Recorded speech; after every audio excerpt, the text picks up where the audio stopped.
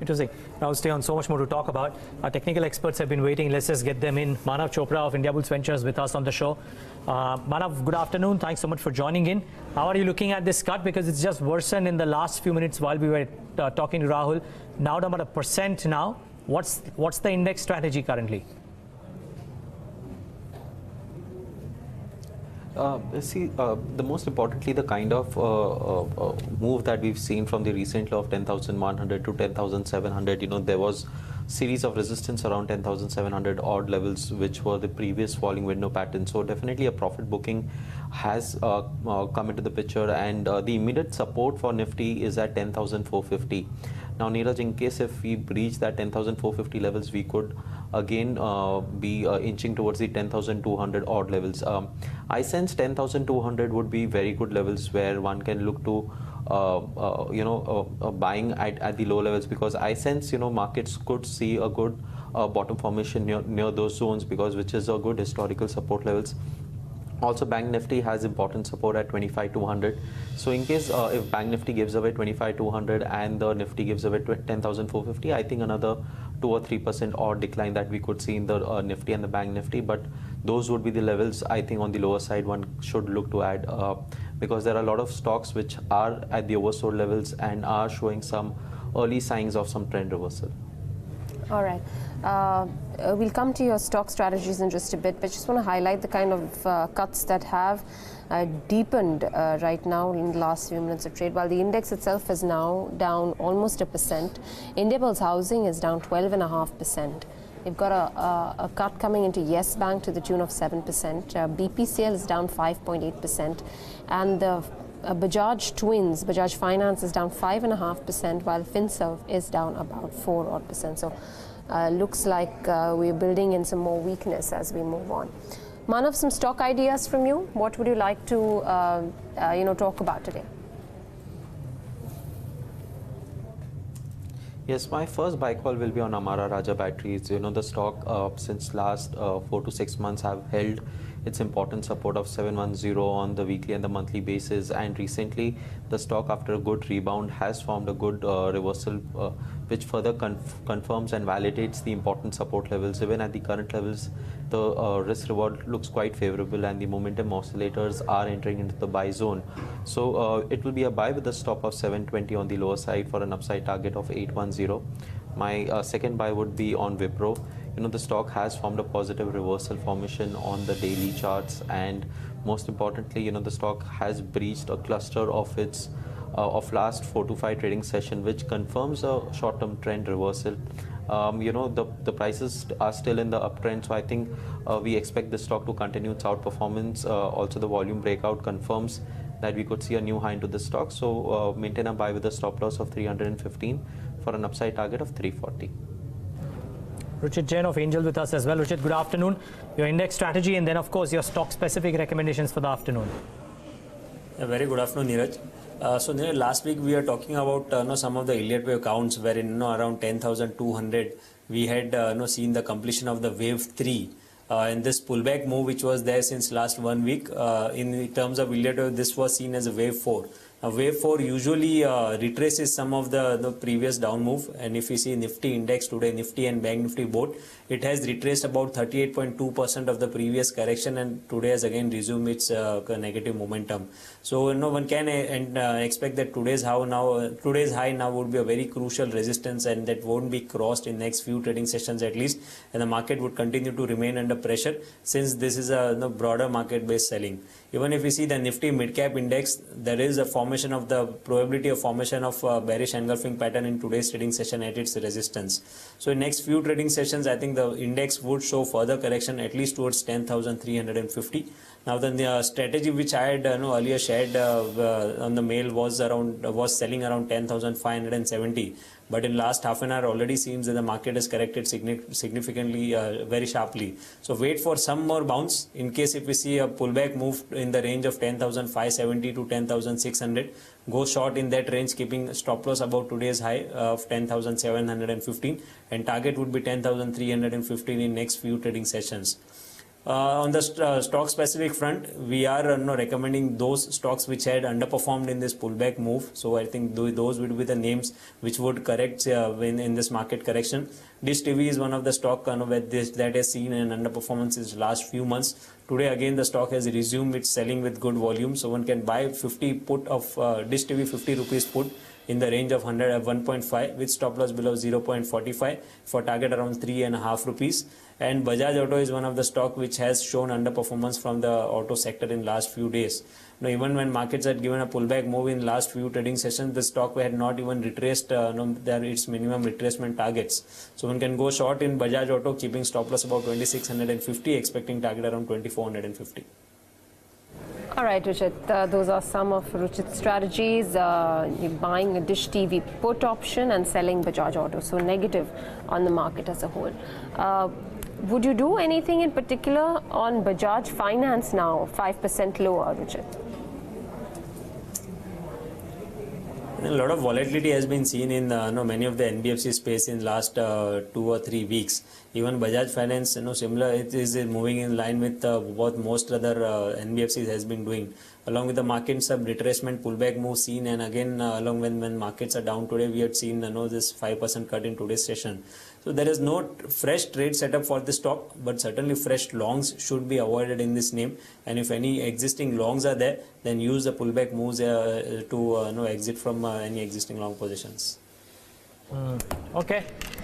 Let's talk about NBFCs, but just before we begin that fundamental conversation, Indiabulls Housing Finance still trading with losses of over 10% after another borrower's credit rating was downgraded. Yatin Mota is here to take us through the details and what the buzz around in the street is. Yatin. Neeraj, we had Macquarie, which had come out with a sales note regarding Indiabulls Housing Finance and how a real estate company based out of Delhi, which is basically Supertech, has defaulted on various bank facilities. In fact, we had Brickwork, which had downgraded the ratings to D, which is basically default, last week. This was regarding bank facilities worth almost 2,000 crores odd.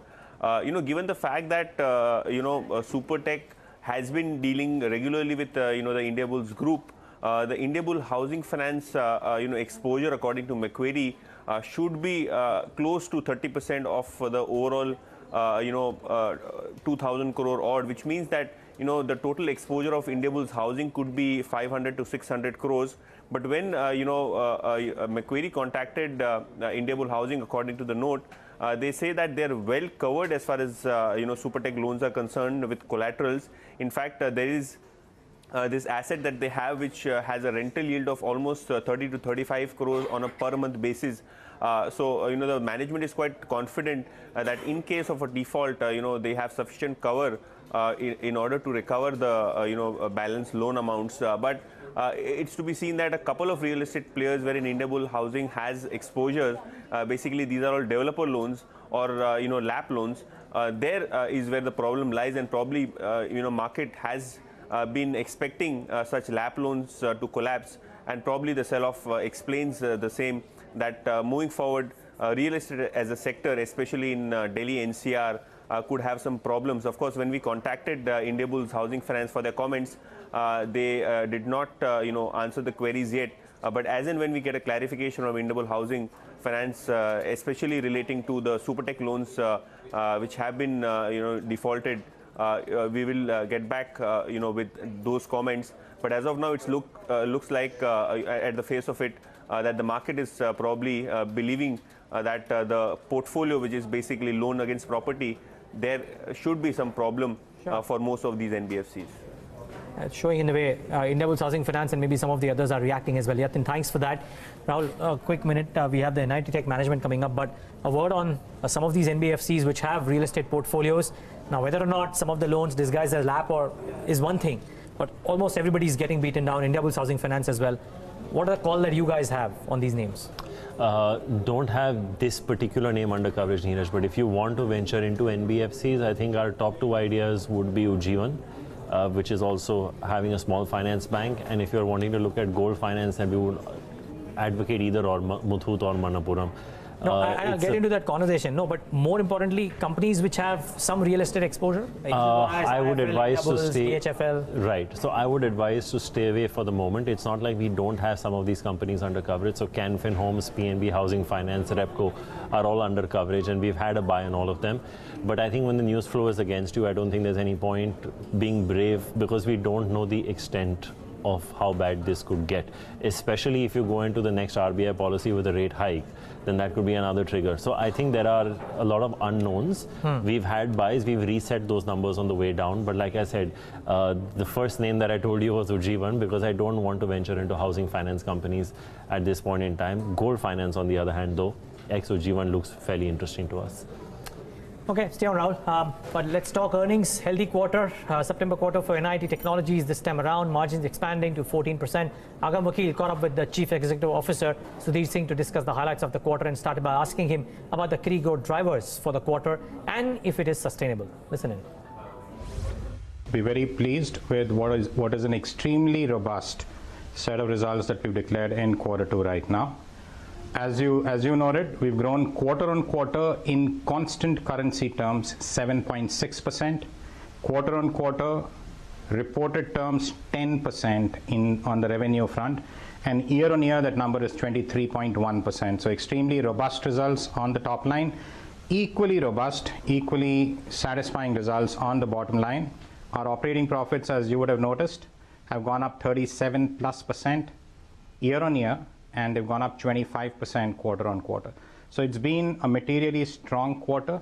It's been a very strong order intake that's come in, and it's helped create a very strong platform, we believe, for sustained, predictable, and hopefully accelerating growth here on.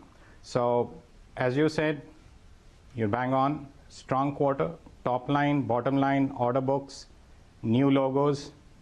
It follows the trend of the recent quarters where we've been focused on sustained, de-risked, accelerating growth. And the growth this quarter at 7.6% quarter on quarter constant currency came in largely from a clutch of factors that we've talked about in the past as well. One is the caliber of the leadership team that we've built over the past few quarters. All the business heads, all of them operating from the market today at NIT Technologies, are lateral hires over the past few quarters from tier one firms who have settled down, integrated very well, and are leading from the front. And it's not just a business unit head change. The levels below, client partners, our top 3 clients, are now shepherded by leaders who have joined us recently, again from tier one firms. And the same thing applies as you look across the organization levels at NIT Technologies. We've brought in tier one, top tier lateral talent. We've blended it extremely well with the tenured leaders that we've had at NIT Technologies. That is having a clear impact. The fact that the center of gravity of the leadership is now in the markets has a very clear impact. That's one. The other piece, of course, is strategy. We clearly called out in the earlier quarters that we wanted to specialize and focus on 3 industries alone and operate and transform industries at the intersection of those 3 industries and emerging technologies. The strategy is playing well. And finally, we have very consciously tried to make sure that we bridge the gap between what we say and what we do. So every quarter we've called out our plans. Every quarter our attempt has been, and in the last few quarters you will see this, we have exceeded the plans. And hence, getting back to your question, the results have been sustained. The results are now spiking.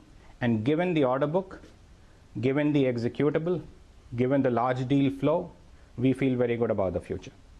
Right, Mr. Singh, you did speak about a little bit more about the orders. Can you shed more light about the kind of orders that you're signing at this point in time? Also, you spoke about a clear strategy or a way forward for the next quarter as well. In that case, can you also elucidate a little more on the plans that you see when it comes to this quarter? Because I know that a lot of investors are banking on the visibility that NIT Technologies has at this point in time.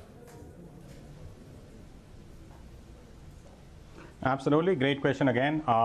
Order book this quarter has been $160 million US dollars. The order book has increased for the 6th quarter running. Our executable has now climbed to $363 million, In quarter two, we closed 2 large deals, which are greater than $20 million TCV deals. In addition to those 2, we closed 3 $10 million plus deals.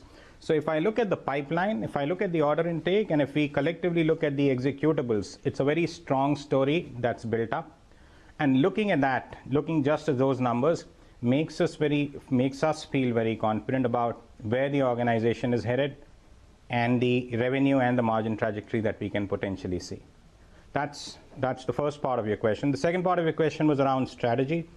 Our strategy remains unchanged. We will continue to focus on the 3 industries that we talked about and on their intersection with emerging technologies, core digital included, and drive transformation there. It's a materially differentiated story. It's a story that's playing well in the market.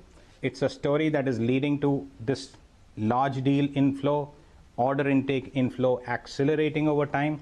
So the strategy stays the same, and the execution underlying that strategy, which in some ways is captured by the hunger that the entire organization, the leadership of the organization has, will also stay unchanged moving forward. Right, Mr. Singh, if you could also shed some light on how your margins have expanded so substantially. We do understand that to a certain extent, the depreciating rupee against the US dollar will have some part to play, but what are the other factors here which are also leading to this expansion in margins? So I think it's a great point. Let me just give you the margin expansion story outside the currency depreciation play, because it's a significant story. If I take out currency depreciation and if I talk about margins in constant currency terms, the first half margins of our organization, first half this fiscal year, constant currency, have gone up 180 basis points over the same period last year.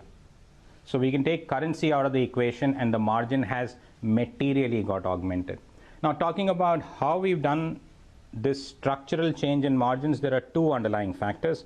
The first one is, if you actually examine the margin profile of the firm, gross margin has gone up significantly, and the gross margin on a comparable basis has gone up because of very intensive automation, AI injection, and delivery factory restructuring that we've done. Utilization numbers anyway continue to be high. And what we are doing is we've looked at, on a templatized frameworks, almost all productivity metrics and tried to optimize them very aggressively. So that's been one side of the margin play. The other side of the constant currency margin play has really been around the very significant management of SG&A costs. We've held on to our SG&A costs. We have hired very expensive lateral tier 1 talent, as I talked about, in the markets. We have done a very active culling of non-performers, so the absolute dollar SG&A cost has been held. Revenue, of course, is growing up very fast.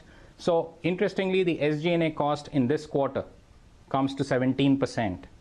6 quarters back, quarter 1 of last fiscal year, that number was 19.8%. So I would say 2 things. One, margin structurally has moved up. If I take currency play out, it's still moved up 180 basis points. 2, the delivery factory, productivity improvement initiatives, the entire automation that is being created below that, allied with the structural changes done in SG&A costs, are the 2 things that have driven this. All right, this is management at NIT Tech talking about the quarter 2 numbers. The stock has seen a strong move on the upside, though peaked off a bit from the highs, but still 1186 is where the stock's currently trading at. Rahul, anything in mid-cap IT that excites you? No, we have a sell on mid-cap IT names, though we are tactically positive on the large-cap names, and that's more technical rather than structural. So I think, as you were just discussing a few minutes back, I think IT, a lot of it is going to have, a lot of the play is going to happen because of positioning, and I think a lot of the positioning moving away from financials is going to probably benefit the IT sector, not to mention the rupee. So I think you've seen the gains in Q1. I think in Q2 the gains will probably be as much, if not more, in Q3. So we tactically have a buy on TCS and Infosys, as well as HCL Tech and Wipro.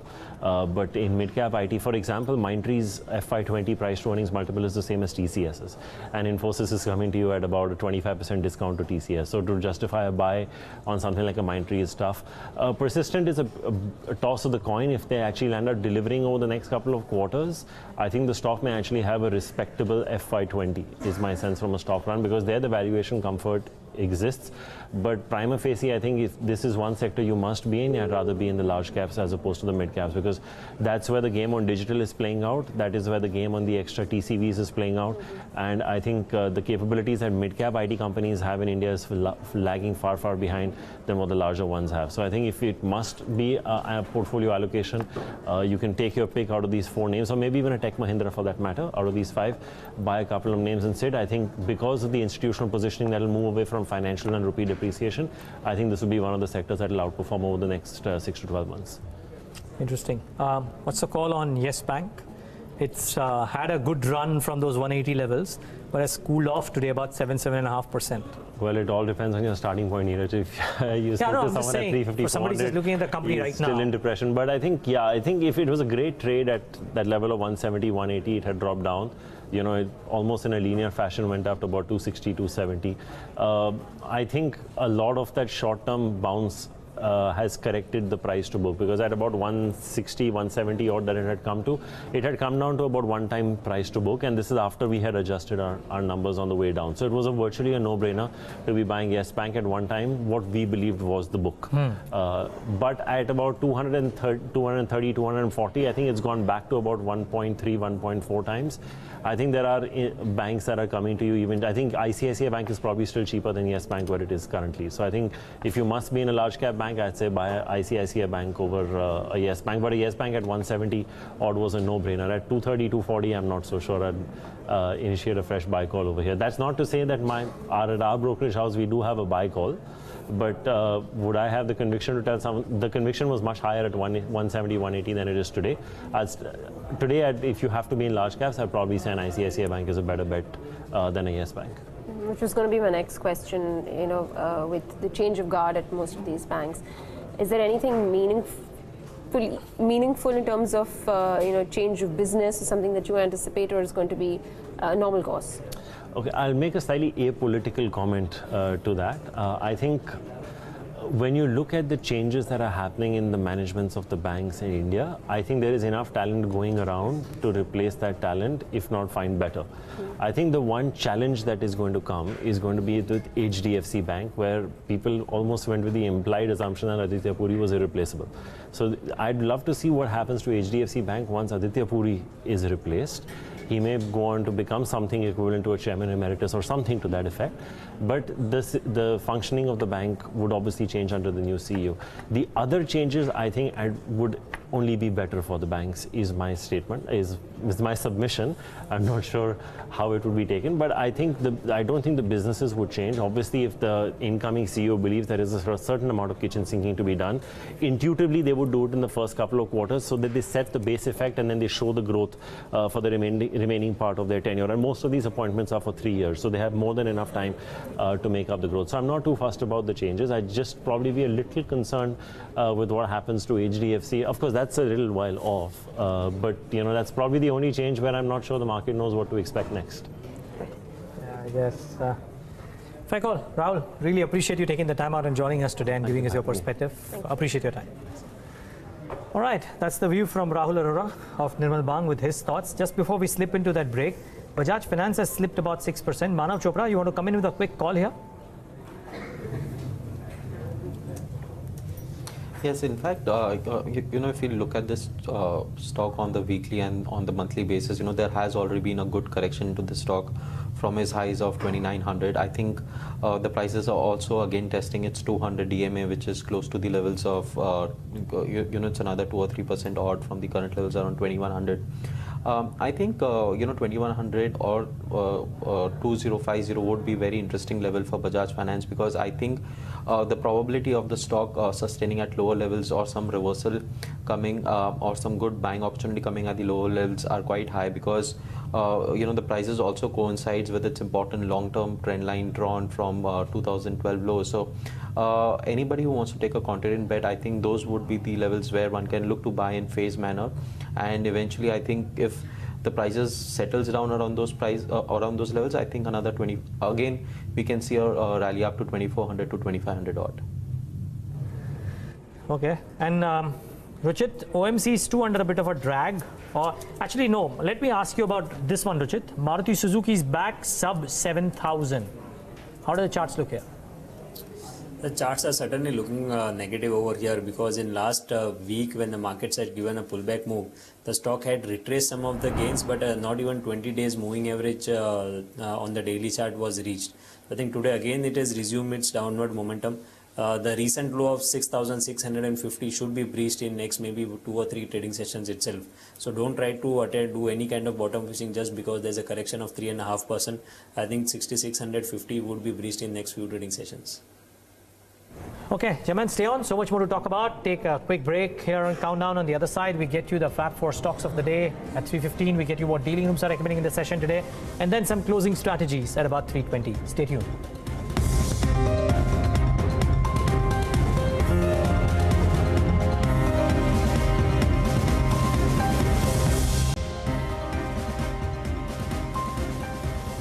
All right, 27 minutes left to go for market closing. It's been a complete turnaround from what we started off the day looking like and what we are approaching. The Nifty is once again under that 10,500 mark. We've lost more than 100 points in trade so far. Banks are losing steam quickly as well. The Bank Nifty is down 1.2%. A quick glance on the broader market and the advanced decline ratio will tell you how the breadth of the market is looking. And then we take a dip across Europe to see how the global markets are stacking up. So a complete reversal from the morning session, as you can see, the graph there tilting in favor of the pairs. You've got 1:4 in favor of the declines as the market breadth. Taking a look at Europe, just to see how the FTSE CAC index have opened up for trade this afternoon and whether or not we will see further pressure because of that. But no, well poised for the FTSE, up about 1/3%. CAC also up about 1/4%. And the turnover picture, and the last time we took a check, it was any which ways on the higher side, closer to 15 lakhs on the F&O side, but that's increased further, closer to 19 lakhs on NSE F&O is the turnover. The cash market NSE cash is trading 28,600 odd crores. But before we go any further, let's talk about what's made its way on Yash Upadhyay's list of Fab 4 stocks. Yash, what do you have? Good afternoon. Good afternoon, Devina. So the first stock on my list is NIIT Tech, and that one's reacting positively to its numbers. The revenue, they have come in at about 907 crore rupees, which is higher than the Bloomberg estimate of 880 crores. Bottom line too has seen a sharp 30% growth on a quarter-on-quarter basis, and margins, they have expanded by 250 basis points. So all in all, great set of numbers, 4% up for NIIT.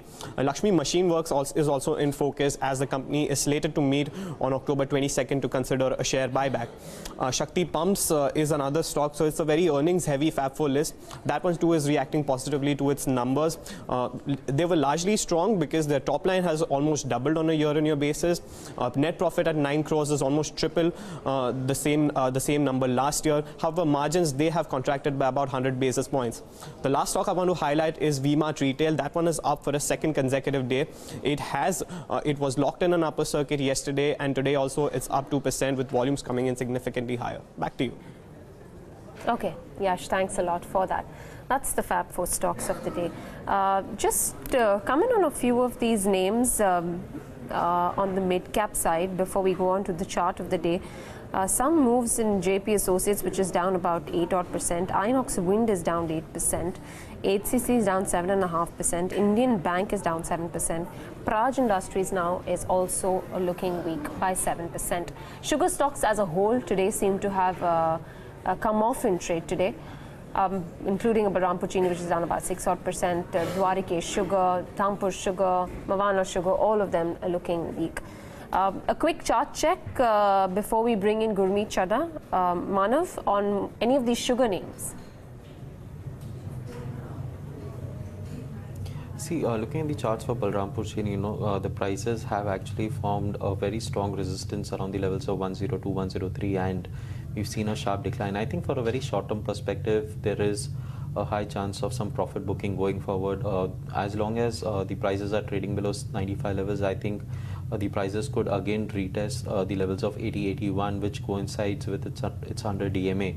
For the near-term perspective, the kind of a breakdown also the chart has seen on the intraday basis, I think it's an avoid at least somebody who's holding fresh longs. But so for the near-term perspective, I think the prices looks weak and we could continue to see some profit booking. Okay, on to the chart of the day.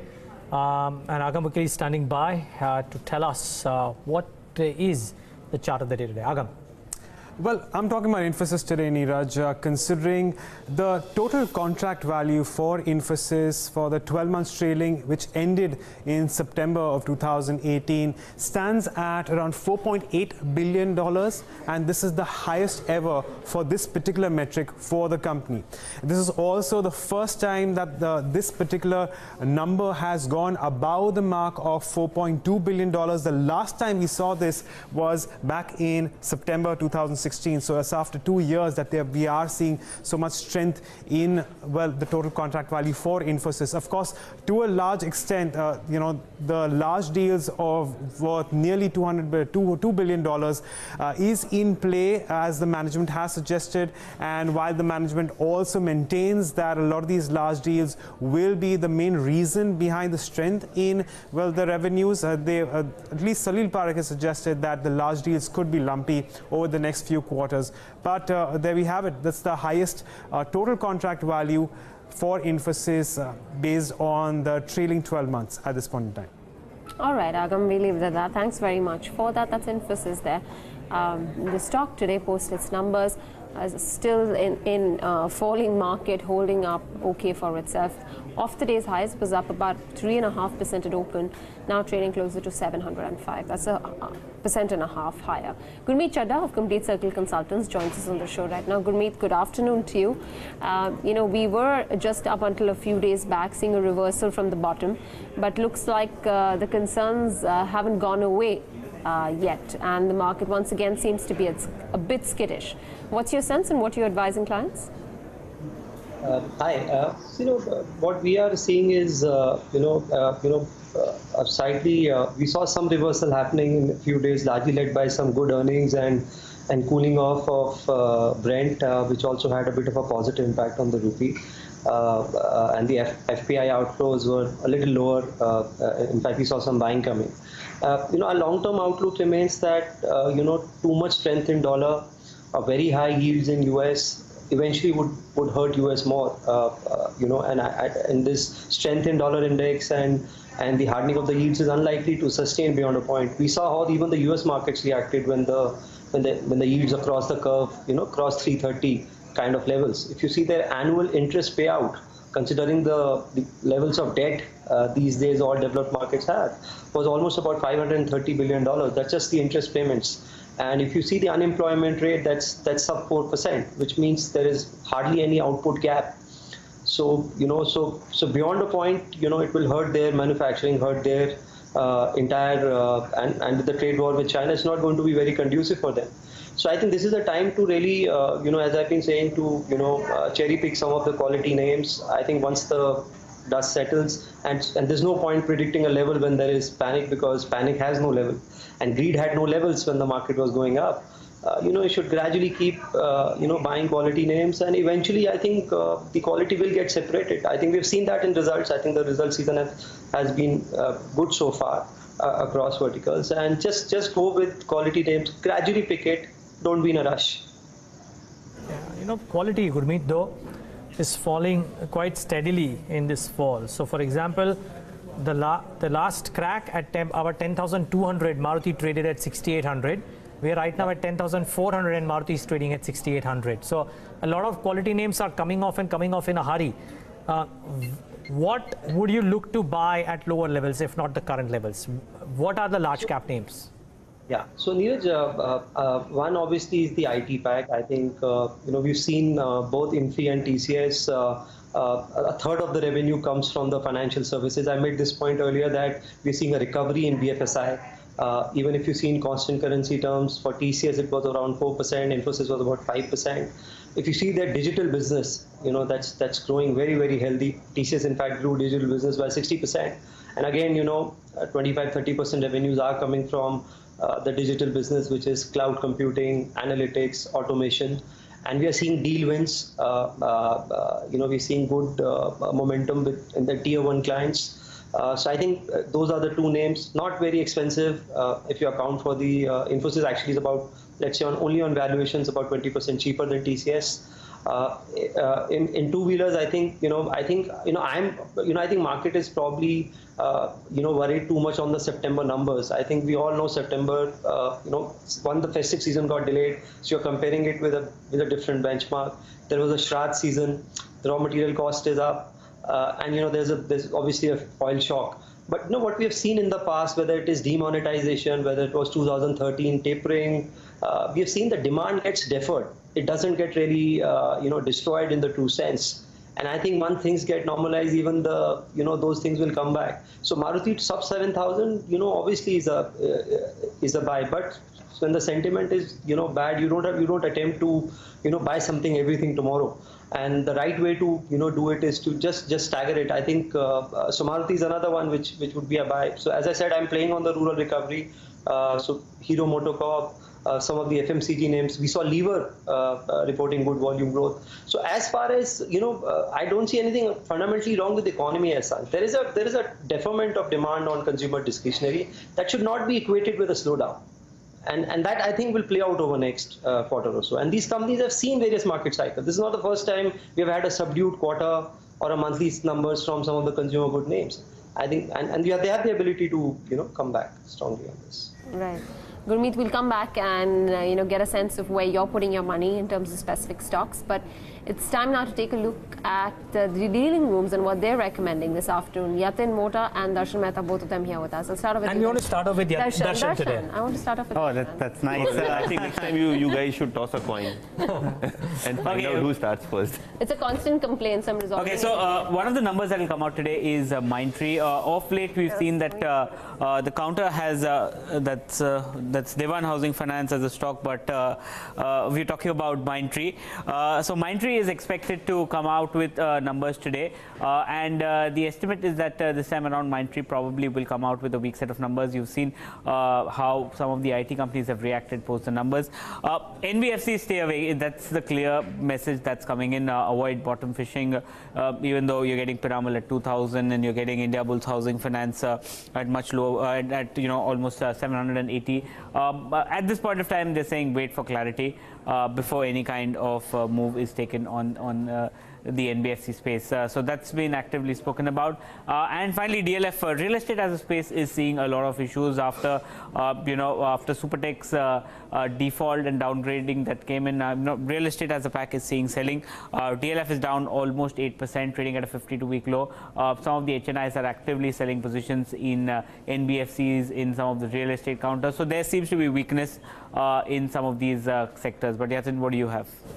Well, Darshan, Mindtree, you spoke about that IT company, but NIT Technologies, they have reported very strong set of second quarter earnings, and post that the stock saw almost 6-7% kind of an intraday up move. Dealers still believe, and on the basis of F&O trends, given the fact that there have been a lot of long positions being added in the counter, dealers do believe that positive momentum will stay with NIT Technologies. Of course, the risk is markets, the kind of sell-off that we have seen. So that stock is also off 15-20 rupees from the day's high. But NIT Technologies, dealers do believe that there is some bit of trading upside left. And second one is NCC, and something like DLF and a couple of these infrastructure real estate companies.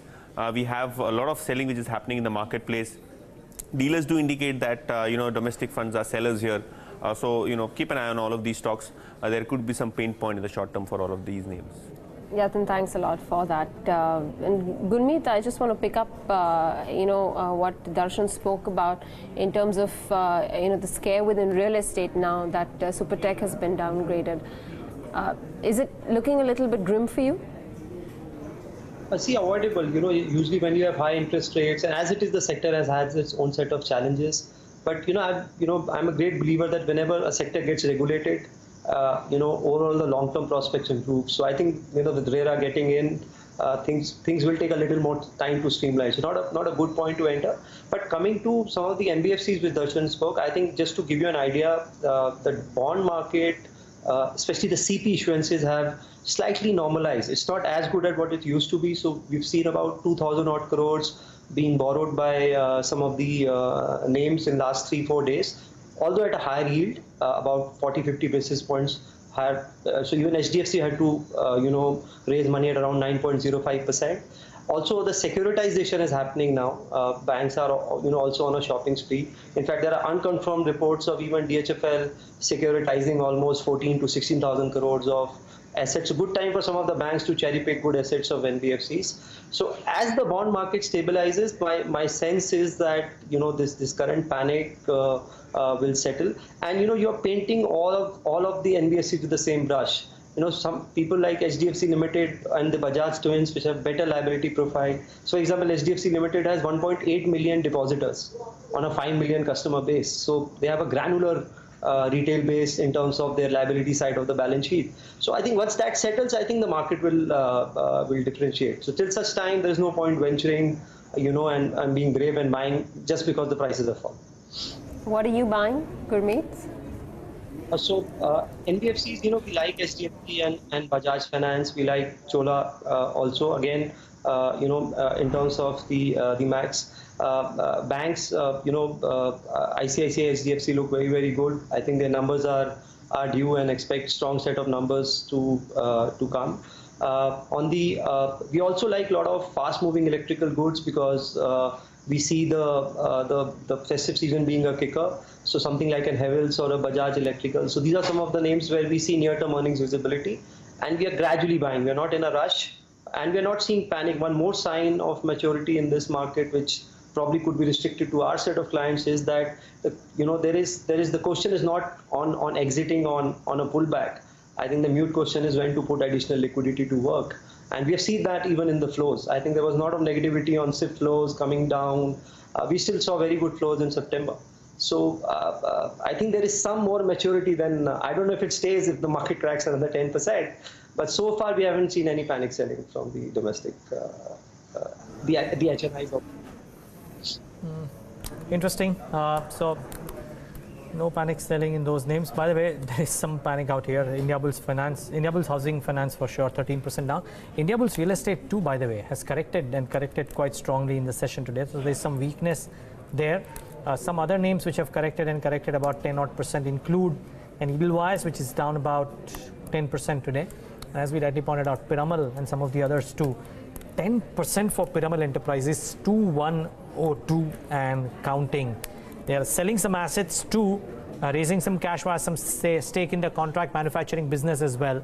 But Piramal Enterprises under pressure. Gurmeet, this one in particular? So Neeraj, as I said, if a stock falls, for 1 or 2 days, it could be because of some rumors. But if there is a constant fall, there is obviously something the market knows which we don't know.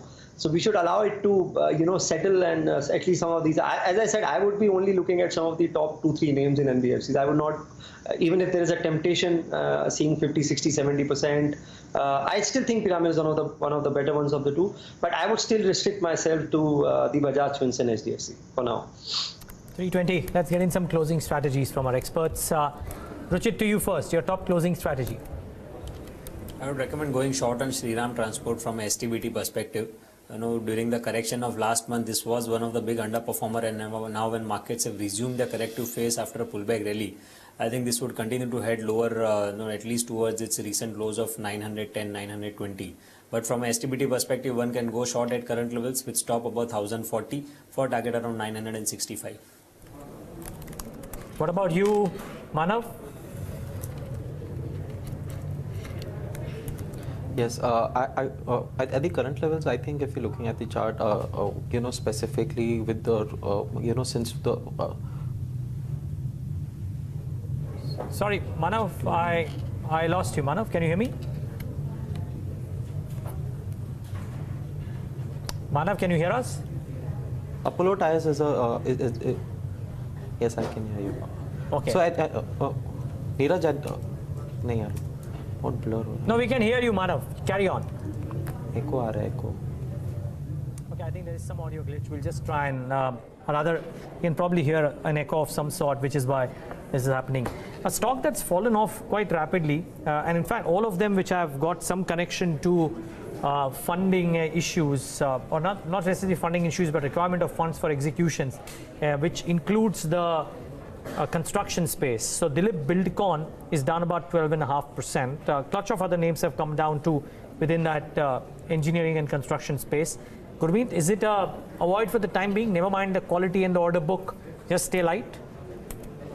I think Dilip Buildcon is still one of the better names, Neeraj, and you know, so any quality stock, if it's down 20-30%, you know, but as I said, you should be a little gradual. One name which is better in this space in the EPC, not exactly EPC, is L&T with the buyback and you know, with better set off, and hasn't really come off the way some of the others have. Reliance is due for a good set of numbers. You know, I expect the petrochem business to do very, very well.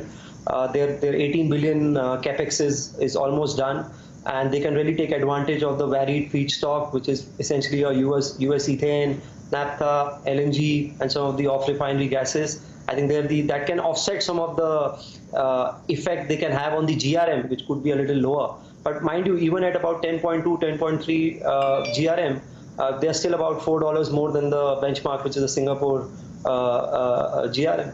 And I think Jio would probably contribute 300-400 crores more to the EBITDA than what it did in Q1. So I said go with some names where there is earning visibility for the time being, and then do bottom fishing when things are more stable. All right, got that.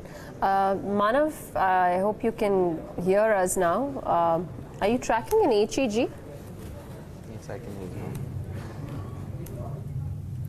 I've seen this chart. In fact, you know, the prices have already seen a very good rally from its recent lows, and most importantly, it has seen a very sharp breakout on the weekly, monthly. But at the current levels, I don't recommend any fresh long positions because, you know, we don't see any strong risk-reward ratio. But in case if the price retraces back towards the levels of 4100 to 4200 would be an interesting level to probably initiate long positions. Since the momentum is quite bullish into the stock, I think one should wait for the stocks to consolidate, you know, after such a sharp rise. So I think I would like to avoid this stock at the current levels. All right. Any closing strategies at your end?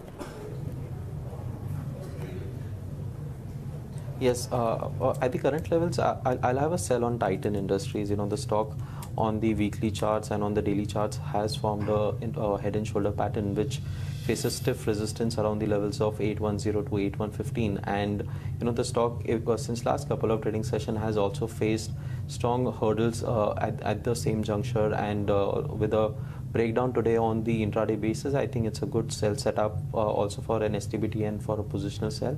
On the upside, the stop loss for the stock would be at 820, and we expect lower targets of 780 on the immediate basis, and for a medium-term perspective, I think 730 could also be achieved. Okay, that's Titan. Den Networks trades at 76, up 2%, though not the highest point of the day. But Ruchit, are you tracking Den Networks? Yeah, so in last couple of weeks, we have seen a up move from the levels of 15 Den Networks. But if I look at the positional charts or the weekly charts, then I think this is just a pullback rally. One should not construe this as a strong uptrend move, although the prices have retraced more than 20-25% from the lows. But the 200-day moving average is placed around 83 rupees, which is a very strong resistance. So I don't think that the stock would move much higher from current levels. If the stock approaches its 200 DMA around 80 to 83 range, existing longs, if any, that should be exited in that range. Okay, that's on Den Networks. Gurmeet, one last word from you. While we've already spoken about what to expect from Reliance's numbers, you know, the market is abuzz with the news that there could be some announcement regarding Reliance's stake purchase in Den and Hathway. You know, have you done any back-of-end calculations? If at all this news does come about, how does it impact these stocks individually? More positive on Hathway. I think we discussed with the Netflix tie-up, and now with Reliance making an entry. I think you know, Reliance has stated in past its plans to, you know, get into broadband in a very, very big way. And as I said, you know, this content space, you know, we saw Netflix numbers last yesterday in US, surpassing even expectation. They added some 7 million new clients in the last quarter. I think this content creation, sharing, distribution to me is a great theme. We saw Z5 in the Z numbers contributing significantly to the bottom line. Their monthly average users were about almost 40 million, and second ranked in the Google Play Store. So this entire content to me, and it's unrepresented in the index. So it doesn't get reflected. It's the same, if you remember 2007, the entire pharma market cap was less than Airtel, and pharma wasn't represented. So I think content as a space, will get more and more representation in the index, and you can play it through multiple ways. It could be Reliance, it could be Z, it could be some of the other firms, as and when we see value unlocking happen. Got that. Gurmeet, we'll let you go on that note. Thanks very much for joining us with your perspective. That's Gurmeet Chadda with his views. Markets then, Sensex and Nifty both down under 1.5% right now. We've got NIIT Tech, which is now up 5%. Yeah, that's looking strong. Just before we start wrapping up the markets, since we've spoken about NBFCs going down today, Manav, one last question. One of the NBFCs that you would initiate a short on, all of them are down. Is there a short trade possible? See, if you are looking at the chart perspective, the prices are already down by 8%, 10% on an average, and most of the stocks are already in the oversold levels. I don't see any risk reward for initiating positional shorts, but out of the lots, I think DHFL definitely looks the weakest, because the prices are still the structure of the weekly and the monthly has been hampered completely, and there is a high chances of the stock retesting its recent low of 190. So in case if there is any pullback in DHFL towards the levels of 245, 250, I think that would be the level where one can initiate, because the stop loss for the stock would be at 250. I think the 190 could be the immediate targets that one can look out for. Okay, let's start wrapping up the markets.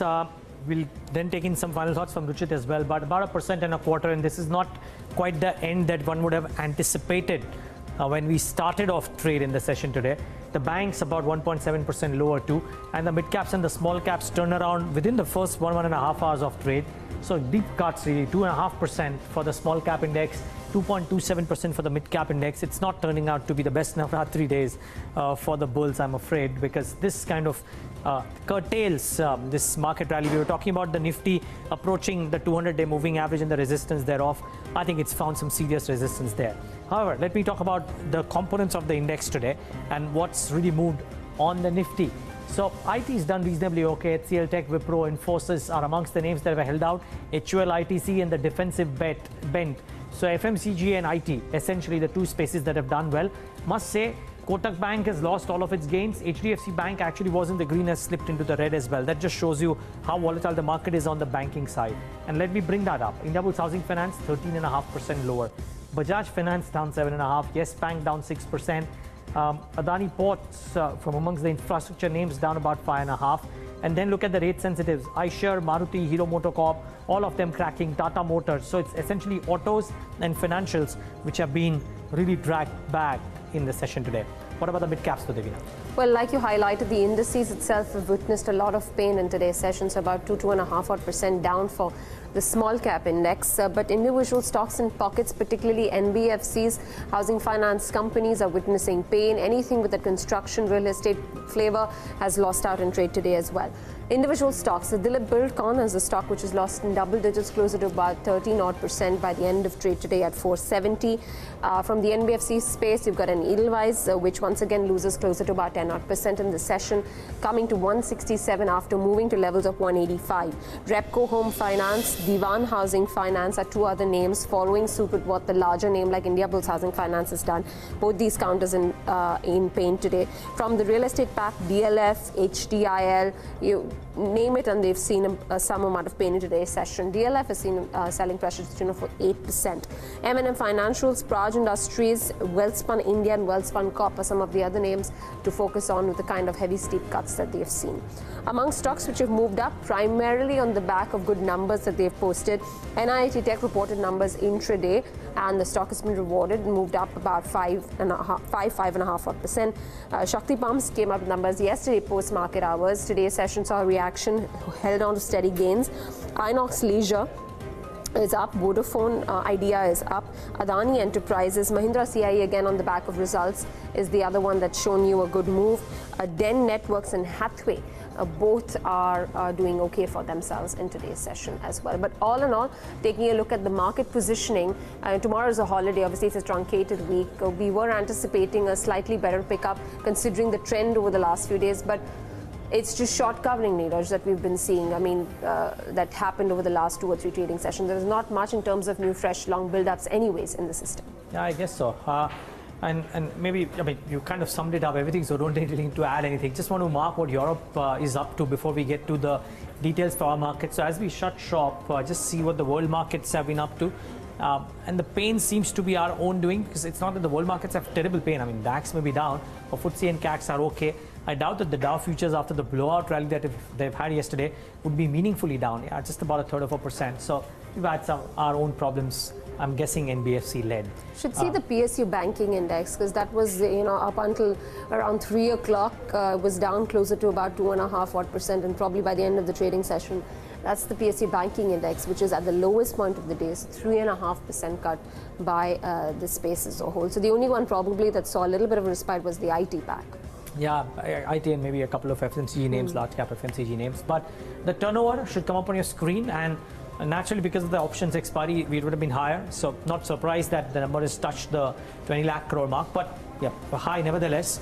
The cash market turnover higher than what we've seen the last couple of days at least. Yeah, so it makes you once again worry, because of the last few days when we've been seeing the markets moving up. The NSE cash was giving you a number of closer to 27,000, 28,000, and this number has picked up in the day where the market has collapsed about 1% or so. Yeah, incidentally, the FIs were net sellers in trade yesterday. Won't be surprised if that's the same case today. NBFCs have certainly crashed. Bring up the contributors list, and you'll probably see some banking names out here, and NBFCs, Soibuls, Bajaj Finance. Not surprised really. Save for RIL, it's all banking name. And Infi, HCL Tech, HUL, so defensives taking the play on the positive side, but not nearly as enough to help boost the index higher because of the pain points created by most of the financials. Yeah, looks slightly wobbly. Let's see what happens in trade in Friday's session. Remember, tomorrow is a holiday. But if we were to look at what this does to the near-term trend, Ruchit, what would your